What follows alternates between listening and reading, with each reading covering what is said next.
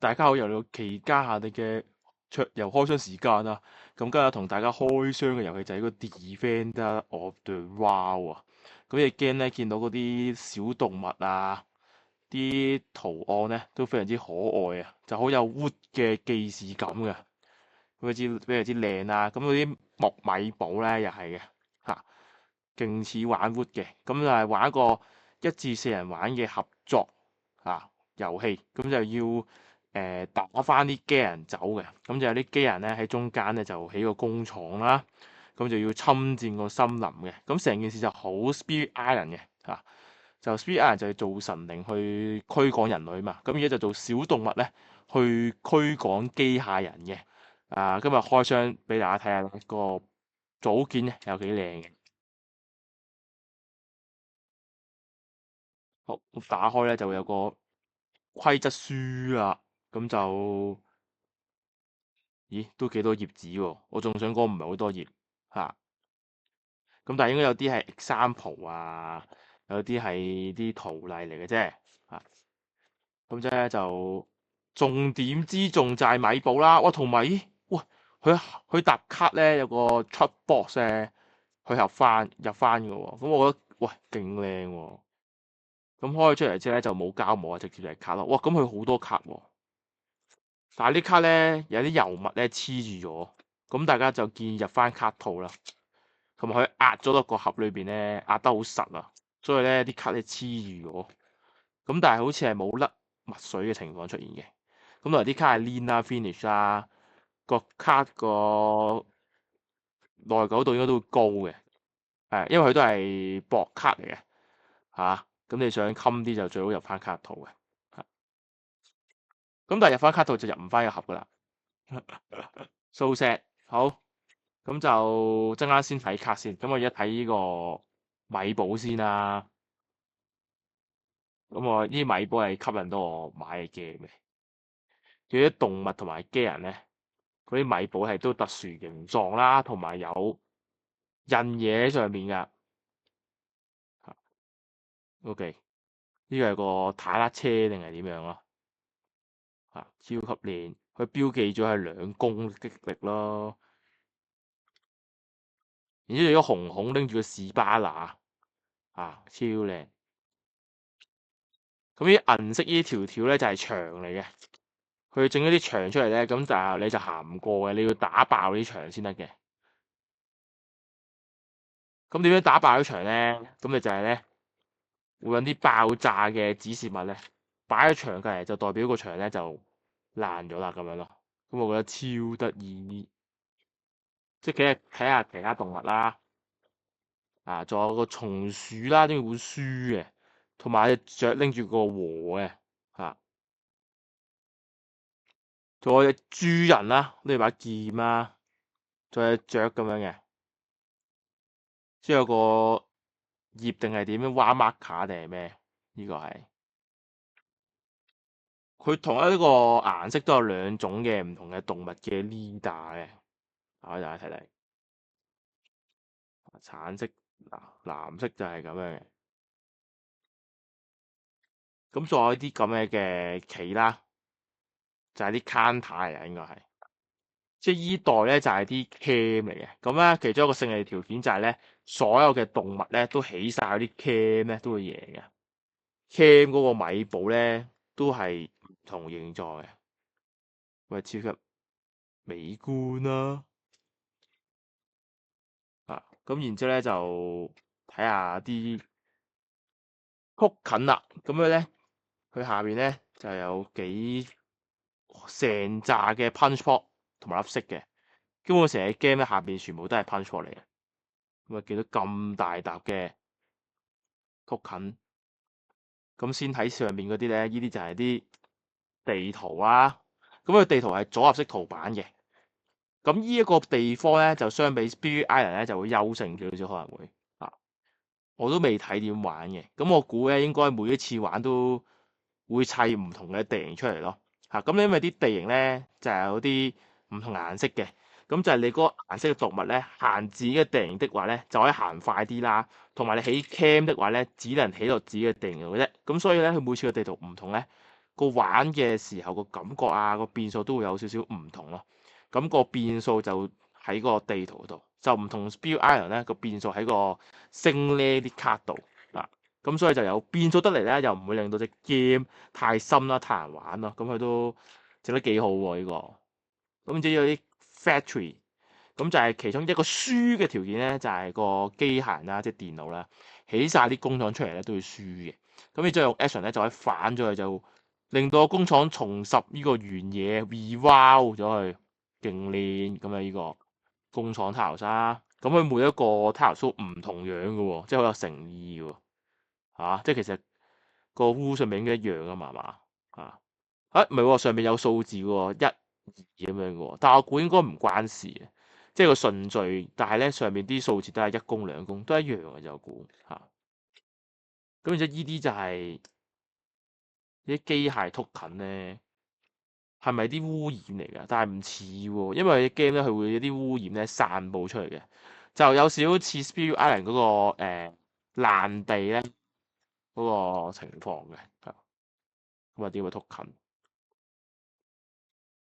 然之後呢個圓形嘅盤咧就係玩家嘅版圖啦，咁你啲 cam 咧就會擺晒上去，咁樣擺晒上去。咁啊，呢隻機有個好特別嘅機制咧，就係咧，即係合作 game 通常就會有人咧 alpha pair 指晒點玩噶嘛。咁呢隻 game 就佢有啲辦法令到你 alpha pair 唔到嘅。咁其中一個辦法就係要擲色啦，就係敵人咧會打你嘅，咁你就要擲色咧去睇下個敵人扣你幾血咁樣嘅，咁所以呢個有運氣情況啦，所以你冇得計晒啦。咁第二個就係咧，如果有人玩得好叻啦，佢有個玩家 A 咧，佢起晒啲 cam 喎。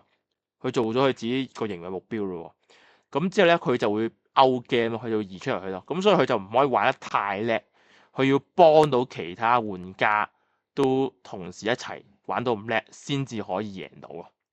咁我覺得呢個機都幾搞笑啊，即係提早 out game，佢 out game 係代表你已經完成咗啦，就唔係你輸咗咯。我呢個就係好似卡坦度嗰啲咧個地圖個邊框啊，咁樣嘅，咁砌咗個邊框先，然之後再砌呢啲中間呢啲嘅版圖落去嘅，咁啲版圖咧雖然係雙面啦，但係前後係一樣嘅。咁即係有啲嘅 item 啊，仲有啲道具嘅呢啲係咁呢啲道具咧就係可能有啲卡牌效果咧，可以幫到你嘅隊友去 support 到佢嘅。咁啲道具就係一啲 free action 嘅嘢嚟嘅，咁譬如藥水就可以咧，俾咗隊友之後咧，嗰個隊友可以用啦，就可以幫佢自己回敵血啦，或者咧可以移除佢企喺嗰個地方嘅一個污染咯。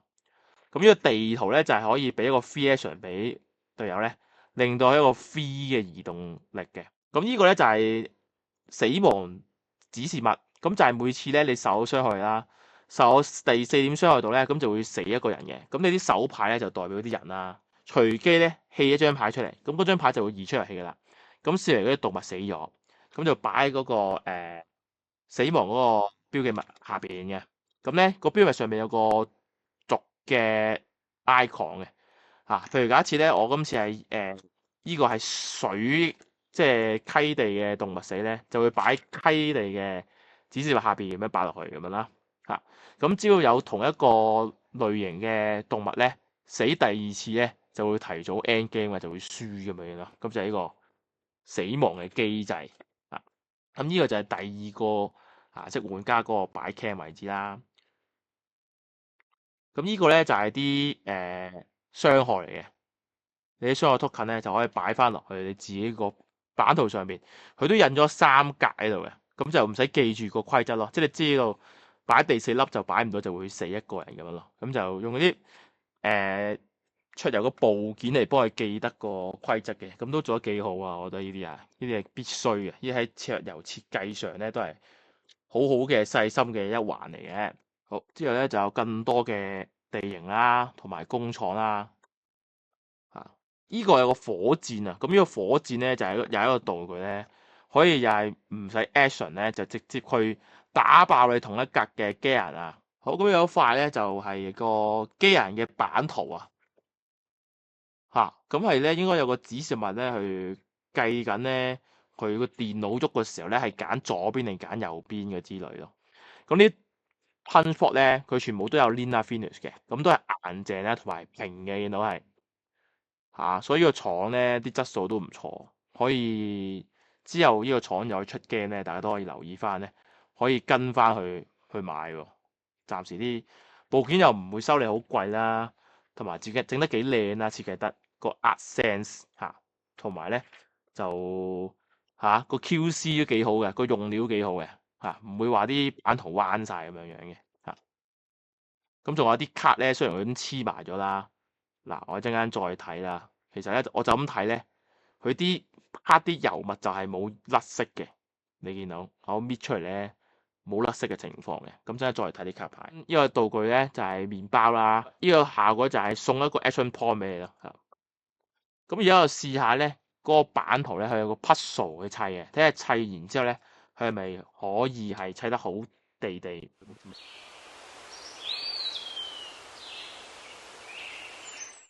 冇睇過說明書嘅，因為佢唔好似卡坦度咁樣有個 number 俾你。咁我懷疑係冇所謂嘅，佢亂砌都得嘅。咁我砌咗就都實淨啦，就唔會話砌唔到啦，即係啲唔會有啲虛位嗰啲啦。我睇咗說明書咧，佢基本上就真係隨機擺嘅啫，就冇所謂嘅，即係總之砌咗佢得噶啦。因為佢上面嗰啲邊位啲機人個 icon 應該係再有其他用處嘅，咁佢亦都冇話嗰個位置係一定要喺邊度嘅。佢係決定咗嗰個機械人嘅起始嗰粒嘢喺邊度咯，即係呢個隨機砌呢塊嘢都決定咗個 set up 噶啦。咁即其他嗰啲地形咧又係隨機擺嘅啫，即係隨機擺落去嘅，冇話定死點樣擺嘅呢啲咁就係一個重玩性嘅其中一個地方，就係地圖會唔同啦。咁之後咧，我哋睇下啲卡啦。我搣咗出嚟之後，佢就順翻嘅，即係唔會再黐翻住嘅。佢出廠嗰時壓得實一滯咧，就黐一黐，之後就唔會再黐翻，係啦，都係順滑嘅，即係唔會再黐立立噶啦，因為 Linear Finish 噶嘛。咁啲 Action 卡都整得幾靚，後面就咁樣樣。咁即係呢啲係個玩家個 leader 嗰啲卡啦，呢啲係就用翻嗰啲米寶嗰啲動物嘅樣嚟嘅，呢啲更難嘅難度就用到呢啲卡，基本難度就用呢啲卡啦。咁呢啲就係咧每個 fashion 啦，每隻顏色咧佢都有自己獨立嘅牌庫嘅。咁所以易經嘅主要最唔同個 asthmatic 嗰個不對稱位就係喺個卡牌上面咯。咁你每個玩家啲 action 咧，其實咧就係一樣嘅基本上係啲卡唔同嘅。個位搣出嚟啦，咁佢啲卡咧都幾勁有心機嘅。每張卡上面啲動物咧個樣都係唔同嘅，好似係冇重複過嘅。我咁見到係。咁佢淨係買啲畫咧，都值回票價嘅。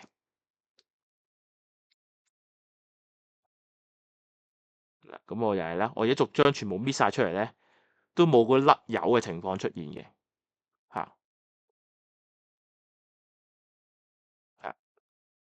都係印到啲色幾靚啦，同埋佢唔會話黐翻住嘅咯。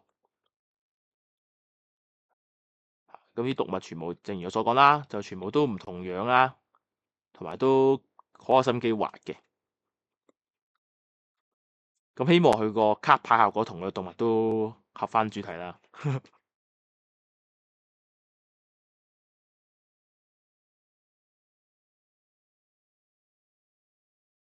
咁啲卡咧就除咗卡牌效果之後咧，佢左下角有個數字，即係代表你出嗰張卡咧就會有嗰個數字嘅銀龍點咯。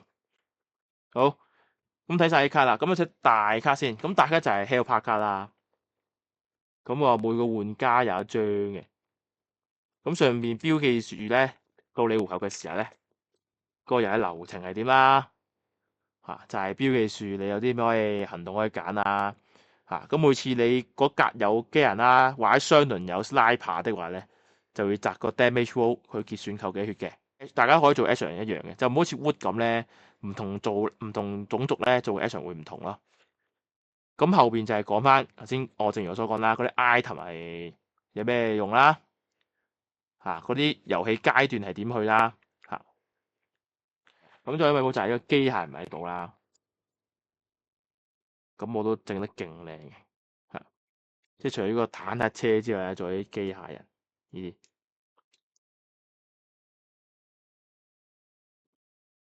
都係特別形狀嘅，同埋銀色都整得好靚，即係好有機械人嘅感覺咯，即係用木米寶都做到呢個感覺。